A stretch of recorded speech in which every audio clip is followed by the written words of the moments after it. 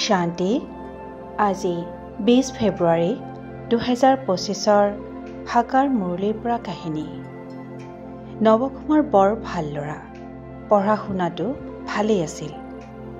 আজিকালি চাকৰিত সোমাই পইচা উপাৰ্জন কৰিবলৈও সক্ষম হৈছে।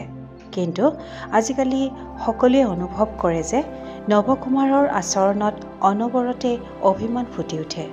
মনৰ ভিতৰত থকা অহংকাৰখিনিক অলপ নম্ৰতাৰে প্ৰকাশ কৰি নৱকুমাৰে নিজৰ অভিমানী স্বৰূপটো সকলোতে প্ৰকাশ কৰি থাকে।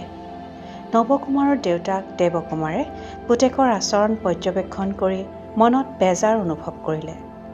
তেওঁ নৱকুমাৰক ওচৰ চপাই এদিন বুজনি দিলে, চোৱা নৱকুমাৰ, জীৱনত সফলতা লাভ কৰাৰ একমাত্ৰ উপায়টো হ'ল এক ৰস আৰু এক মত, অৰ্থাৎ ঈশ্বৰীয় জ্ঞানৰ ৰস আৰু এই জ্ঞানৰ পৰা পোৱা মতৰ দ্বাৰা মন আৰু বুদ্ধিক ভৰপূৰ কৰি ৰাখিব লাগিব।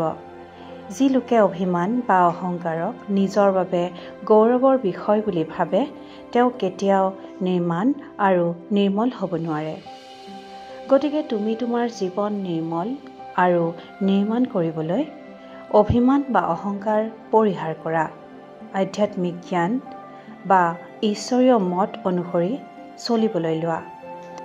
দেউতাকৰ বুজনিয়ে নৱকুমাৰৰ হৃদয়ত দকৈ সাজ বহুৱালে।